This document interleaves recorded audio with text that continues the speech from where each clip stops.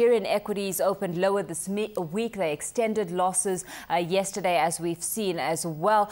Give us an analysis of the equity markets in your view and what you're anticipating for what's left of this week, where we have some traders having said that they expect a slight appreciation to be recorded by the time we finish this week off.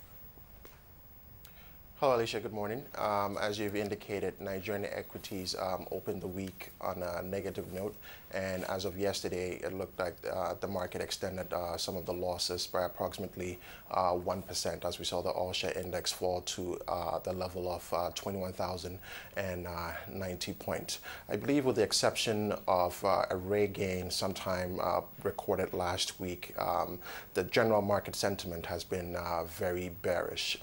For the better part of the last 2 weeks, I believe. Actually, we think that until some of these issues in the banking sector are addressed, we think that the market actually is currently anticipating the remaining audits of the 14 banks, and I think until some of these results starts to come out, we are going to see some kind of risk aversion to banking stocks, and so naturally that is what is anchoring any potential recovery in these markets. Of course, as I was saying, as we headed into this interview with you, we've had the central bank governor reiterating that the deadline that's been set for any clarification on the status of those 14 banks is the end of September, and hoping to actually put an end to some of the speculation that we've seen come to the fore regarding these 14 banks. In the meantime, we've got the governor expected to meet the NSE Director General, and some announcements are being expected at around midday at the NSE as well. What's the market pricing in there? Yes, the central bank governor, Lamido Sanusi, accompanied by the managing directors of the 5 banks that received capital injections collectively to the tune of $2.6 billion, are expected to meet the DG of the stock exchange today. It's also expected that Sanusi will address the stock brokerage houses sometime around noon.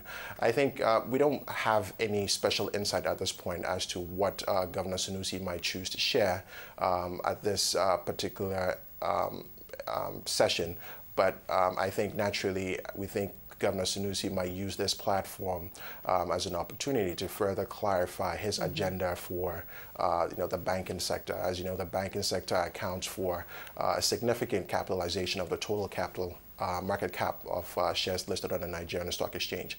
And so naturally we think we'll use this platform as an opportunity to clarify some of his agenda regarding the banking sector. More specifically, we think he might choose this opportunity to address the issue of margin loans, non-performing margin loans, that is, taken by stock brokerage houses for the purpose of investing in the stock market. And so I think investors really are more or less looking on this visit as a more or less a goodwill visit, as one of those reassurance visits that everything is under control in the banking sector. We've had some reports suggesting that the CBN will be looking at exploring suggestions on ways to move the sector out of its current predicament. What do you see some of the possibilities being put on the table here?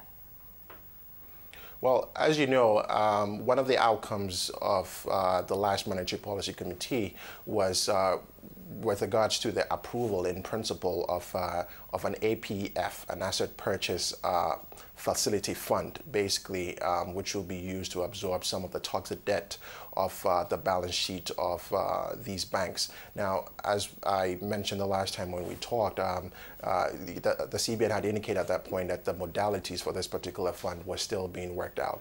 And so I think that is something that, to a certain extent, could help to alleviate some of the liquidity issues that the banks are currently faced with. It's true that $2.6 billion has gone a long way in terms of enhancing liquidity in the interbank market, evidenced by a fall, significant drops in interbank rates. But I think if you talk to analysts, there's a growing consensus that liquidity could be enhanced some more.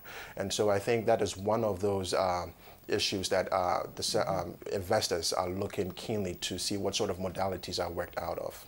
Well, we've seen Intercontinental Bank CEO's case against Sanusi postponed by the Federal High Court over in Lagos. The ruling on the bail applications by the defendants of the remaining 4 banks rescued in that $2.6 billion bailout had been postponed until yesterday, and they've now been granted bail. What has the market made of that news?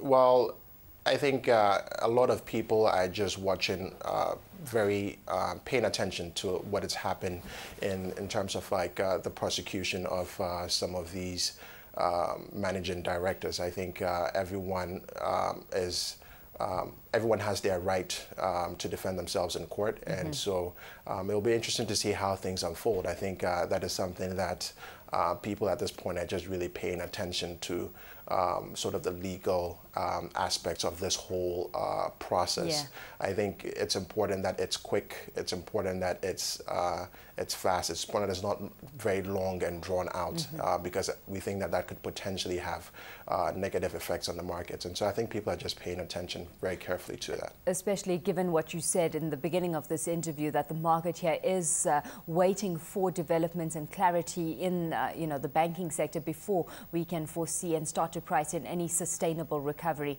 on the markets front.